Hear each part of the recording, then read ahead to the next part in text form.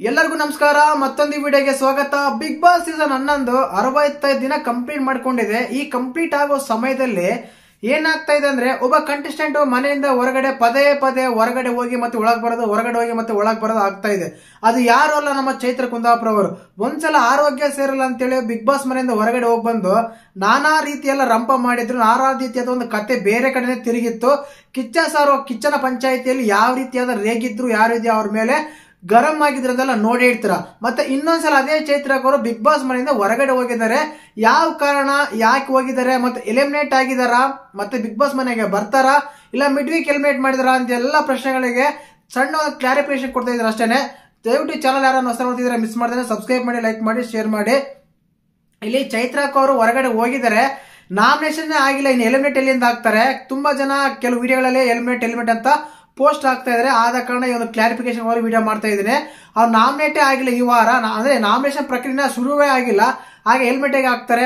ಅವ್ರದೊಂದು personal case ಇದೆ, ಗೊತ್ತೇ ಇರುತ್ತೆ ನಿಮ್ಗೆ. ಅದೇನೋ ಒಂದು 5 ಕೋಟಿ ಏನೋ ಇದು ಮಾಡಿದ್ರು ಹಾಗೆ ಈಗ ಅಂತೇಳಿ ನ್ಯೂಸ್ ಎಲ್ಲ ಗೊತ್ತೇ ಇರುತ್ತೆ. ಅದು ಪರ್ಸನಲ್ ವಿಷಯ ಬೇಡ ನಮಗೆ.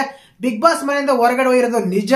ಹೊರಗಡೆ ಹೋಗಿ ಕೋರ್ಟ್ಗೆ ಹಾಜರಾಗಿ ಅವ್ರ ಲಾಯರ್ ಹತ್ರ ಮಾತಾಡ್ಕೊಂಡು ಬಂದಿದ್ದಾರೆ. ಮತ್ತೆ ಅವ್ರು ರಿಟರ್ನ್ ಆಗಿ ಇನ್ನೊಂದ್ಸಲ ಬಿಗ್ ಬಾಸ್ ಮನೆಯಿಂದ ಹೊರಗಡೆ ಹೋಗೋ ಸಾಧ್ಯತೆ ತುಂಬಾನೇ ಇದೆ. ಕಾರಣ ಏನಂದ್ರೆ, ಮತ್ತೆ 13ನೇ ತಾರೀಕು ಮತ್ತೊಂದ್ಸಲ ಕೋರ್ಟ್ಗೆ ಹಾಜರಾಗಬೇಕು, ಹೊರಗಡೆ ಹೋಗ್ಲೇಬೇಕು. ಕಾರಣ ಏನಂದ್ರೆ, ಮತ್ತೆ 13ನೇ ತಾರೀಕು ಇನ್ನೊಂದ್ಸಲ ನ್ಯಾಯಾಲಯದಲ್ಲಿ ಹಾಜರಾಗಬೇಕು ಅವರು, ಚೈತ್ರ ಕುಂದಾಪುರ ಅವರು.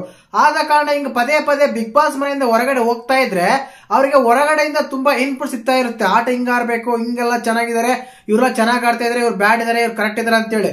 ಆಕ್ಚುಲಿ ಚೈತ್ರಕ್ ಅವರು ಯಾವಾಗಾದ್ರೂ ಆಸ್ಪತ್ರೆಗೆ ಹೋಗಿ ಬಂದ್ರು ಆವಾಗಿಂದ ಗೇಮ್ ಚೇಂಜರ್ ಆಗಿದ್ದಾರೆ, ಗೇಮ್ ಬದಲಾವಣೆ ಮಾಡ್ಕೊಂಡಿದ್ದಾರೆ. ಎಲ್ಲೆಲ್ಲಿ ಯಾವ ರೀತಿ ಮಾತಾಡಬೇಕು, ಯಾರ ಹತ್ರ ಏನ್ ಮಾತಾಡಬೇಕು, ಎಲ್ಲಿ ಸೈಲೆಂಟ್ ಆಗಿರ್ಬೇಕು, ಎಲ್ಲಿ ಬಾಯ್ ಮಾಡ್ಬೇಕು. ಇವತ್ತಿನ ಬೆಳಿಗ್ಗೆ ಒಂದು ಪ್ರೊಮೋ ನೋಡೇ ಇರ್ತೀರ, ತ್ರಿವಿಕ್ರಮರ್ನೇ ಮುಚ್ಚೋ ಬಾಯ್ ಅಂತೆಲ್ಲ ಅಂತಾರೆ.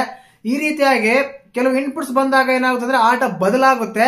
ಇದರಿಂದ ಪದೇ ಪದೇ ಬಿಗ್ ಬಾಸ್ ಮನೆಯಿಂದ ಹೊರಗಡೆ ಹೋಗಿ ಬಂದಾಗ ಕೇವಲ ಹುಷಾರಿಲ್ಲ ಅಂತ ಬಿಗ್ ಬಾಸ್ ಮನೆಯಿಂದ ಹೊರಗಡೆ ಹೋದ್ರೆ ಎಷ್ಟೊಂದು ಜನ ಎಲ್ಲ ಇನ್ಪುಟ್ಸ್ ಎಲ್ಲ ತಗೊಂಡು ಅವ್ರ ಹತ್ರ ಮಾತಾಡಿ ಹಾಗೆ ಹೀಗೆ ಅಂತೆಲ್ಲ ಮಾತಾಡ್ತಾ ಇದ್ರು.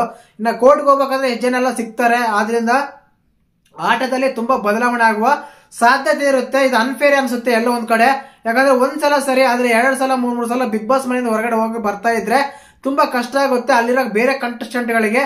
ಆದ ಕಾರಣ ಆ 13ನೇ ತಾರೀಕಿಂತ ಮುಂಚೆ ಎಲಿಮಿನೇಟ್ ಮಾಡಿದ್ರೆ ಚೆನ್ನಾಗಿರುತ್ತೆ. ಬಟ್ ಈಗಂತೂ ಎಲಿಮಿನೇಟ್ ಆಗಿಲ್ಲ, ಸಂಶಯ ಬೇಡ. ಇನ್ನ ನಾಮಿನೇಷನ್ ಪ್ರಕ್ರಿಯೆ ಇವತ್ತು ಶುರುವಾಗುತ್ತೆ. ಮತ್ತೆ ಯಾರೆಲ್ಲ ನಾಮಿನೇಟ್ ಆಗಿದ್ದಾರೆ ಅಂತ ಹೇಳಿ ಒಂದು ಅನಾಲಿಟಿಕ್ ಮಾಡಿ ರಿವ್ಯೂ ಮಾಡಿ ಮಾತಾಡೋಣ. ನೆಕ್ಸ್ಟ್ ವಿಡಿಯೋ ಬರುತ್ತೆ. ಅಷ್ಟೇ ತನಕ ಯಾರೊಂದು ಚಾನಲ್